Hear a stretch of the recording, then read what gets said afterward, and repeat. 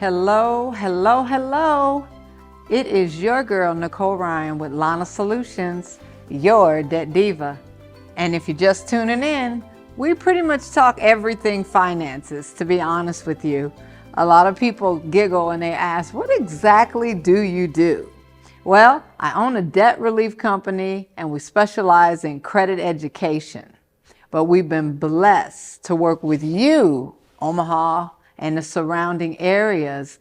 Your community, your nonprofit organizations have blessed us to come in and do workshops and just have a lot of hands-on training and conversations with all of you. So for those of you that have been trekking with me for over a decade or so, 25 years to be exact, several years in the corporate arena with finances, and then 15 plus years owning Lana Solutions and running and operating it. So with that being said, hello. Today we are going to talk about budgeting.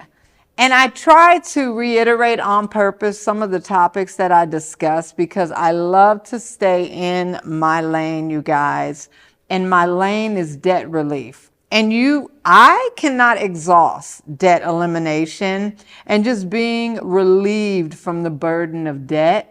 So when I talk debt, if you've watched the show in the past, you'll see how passionate I am about it and the removal of it. How about that? So we don't want it just hanging around, and I kid about it, but I tell people, yeah, they just learn to tuck certain debt in at night, like our mortgages and car payments and credit card monthly payments. We tuck that stuff in at night as if it is a part of our life and our family and our livelihood. Let's let that not be so. How about that? So today I have a little list I'm going to follow, and I want to speak to you about budgeting.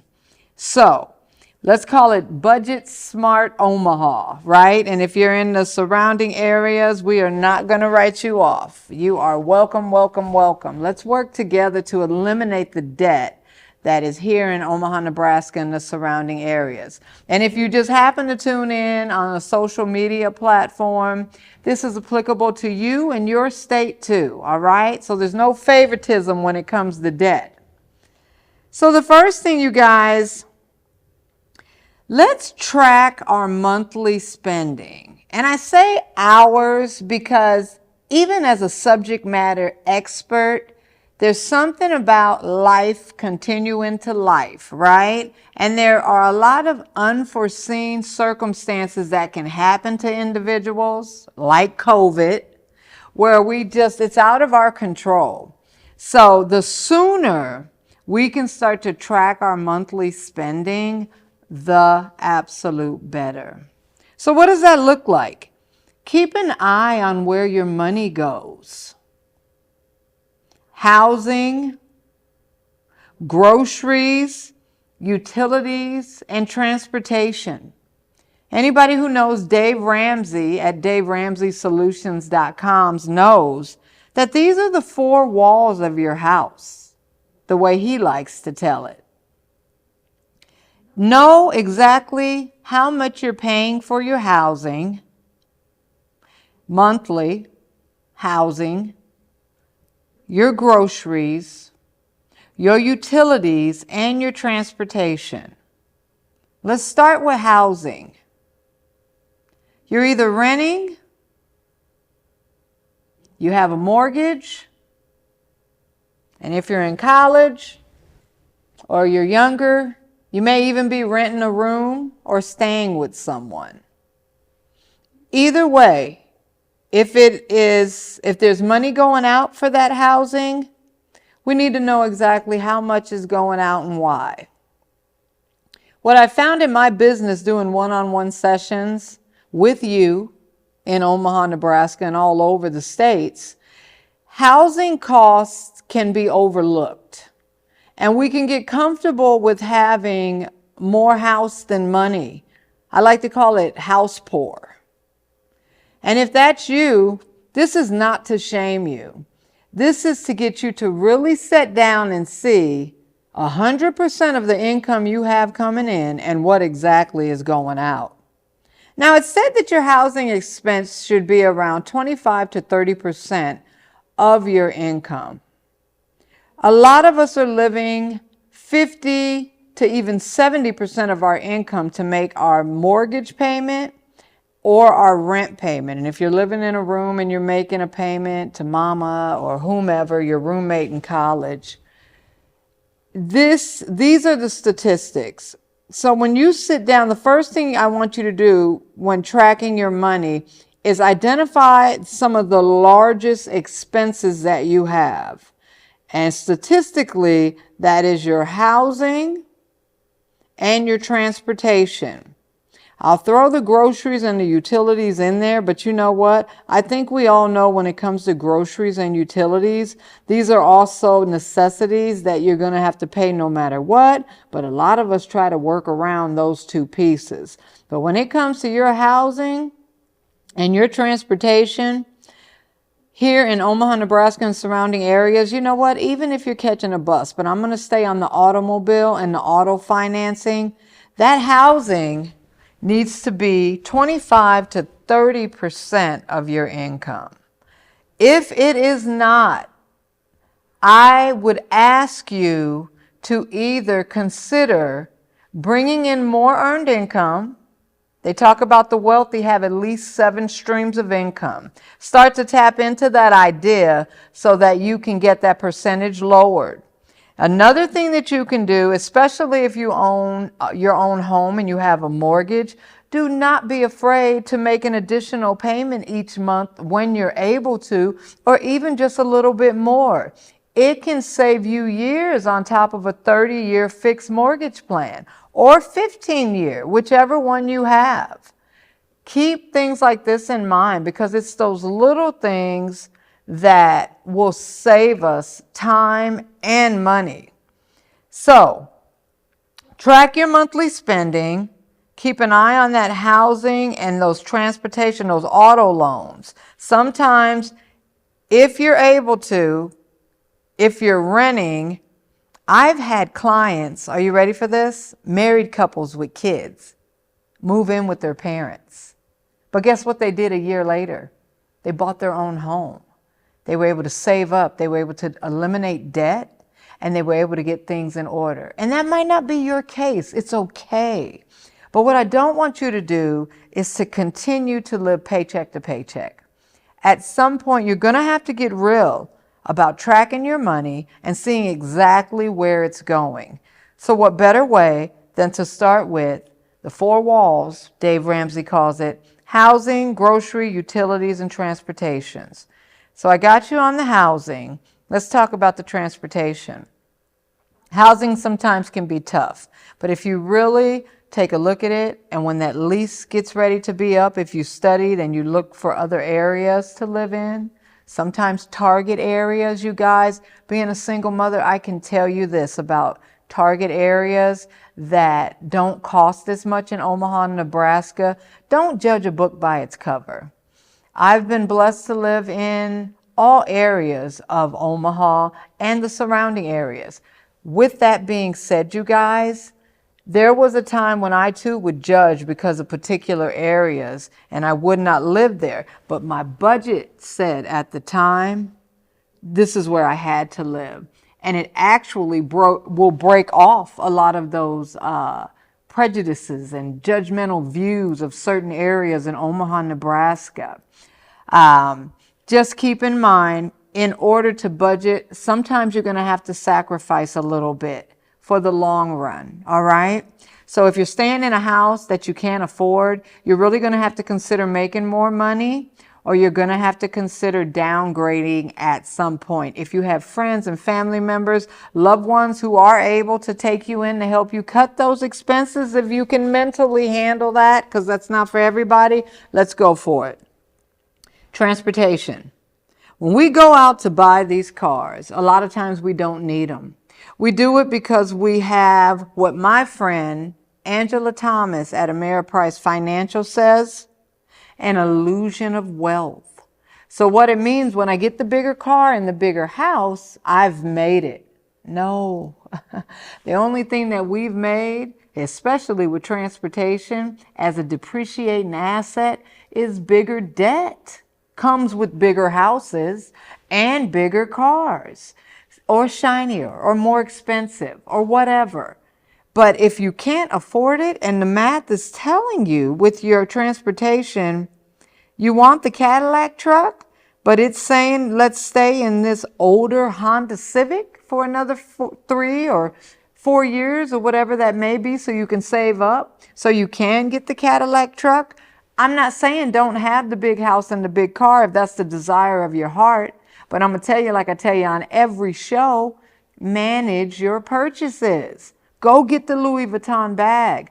But if you can't pay for it times 3, and you don't have a peace of mind account, aka emergency fund, and 3 to 6 months of your living expenses set up, we don't need another shiny bag on our arm, big beautiful house, big beautiful car, and our bank account is screaming. Okay? I don't want to go in. You guys know how passionate I am about this, so let me pull it back in. So we are on transportation. There's something called voluntary and involuntary repossession. If you need to voluntarily give that automobile back, or go back to that auto dealership and ask for favor to downgrade, I've seen it done, and I know of dealerships that will work with you because they want their money too.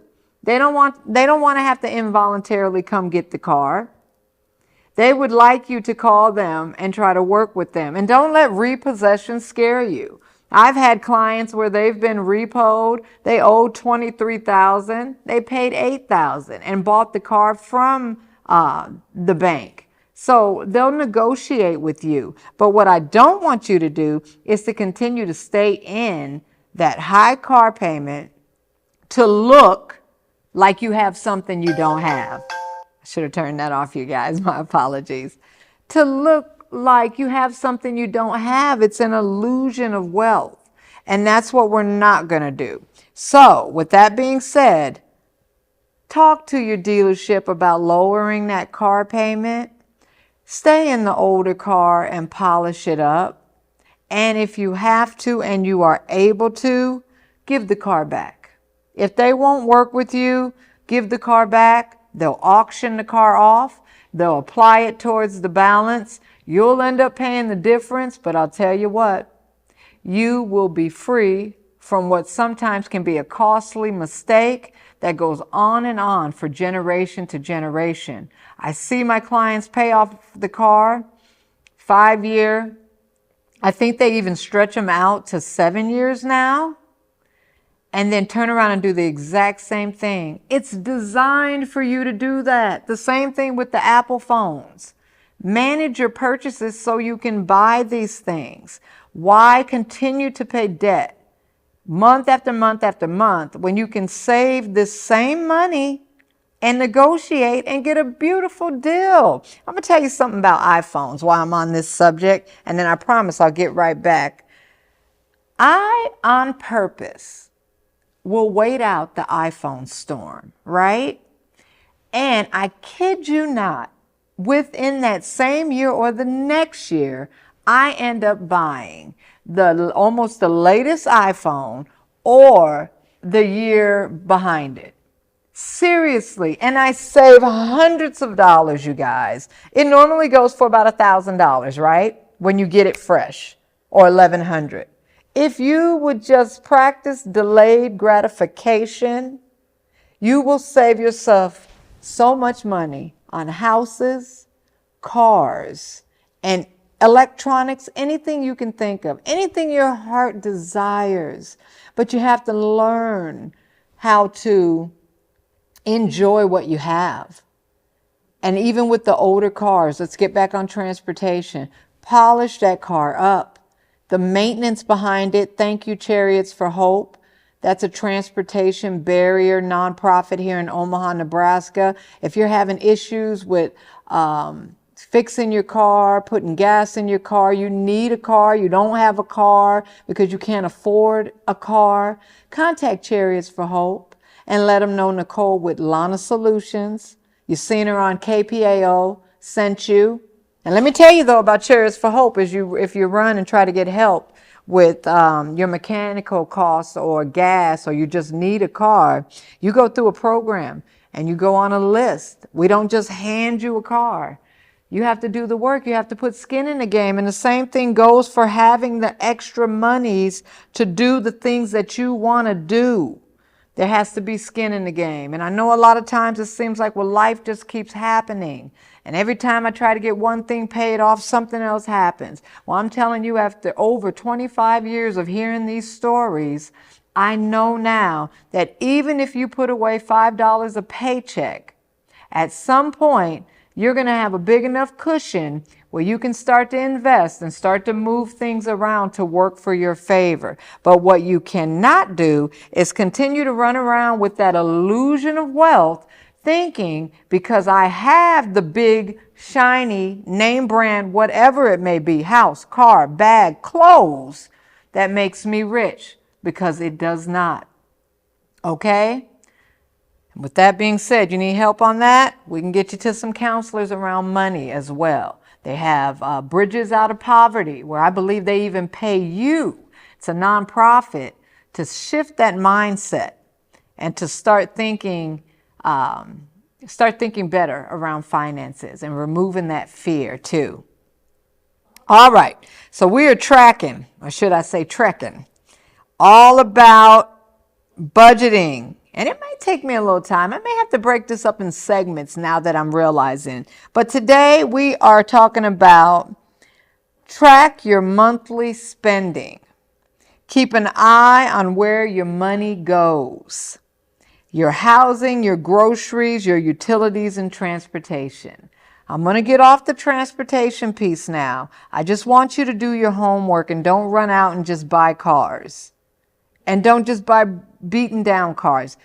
Get the car checked out so they can put the car on. They put a little machine or something. They do a test. They'll put it up for you. Some shops will do it for free. And I can't remember the exact name, but I'm sure it will come to me. But it's called, I believe, a buyer's checkout or checkup or something. And have that done. Don't just run and go buy a car because it's shiny and cute, like I did for many years when I was younger. It's like, who cares if the engine's gonna blow a week later? You guys, we can't do that. We gotta check the tires. We gotta have the engine checked. We gotta, if you name it on a car, I guarantee you, from a water pump to a muffler to all of it, you guys, I guarantee you, I bought a car back in my early days that I had to fix. I just didn't know any better. I ran for the shine. If it was shiny and beautiful, who cares? I'm buying it, right? Let's be wise, you guys, not only with our monthly spending, but making sure we take the time to understand what we're buying and if it really will work. Because I'm going to tell you one thing, less is not always better. Sometimes you need to spend a little bit more money to get good quality stuff.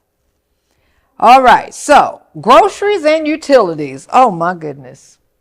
I am definitely going to need another show for this. Let's talk about groceries, because I already know that's probably going to wrap up the show. We might have to get to utilities next week, but that's okay.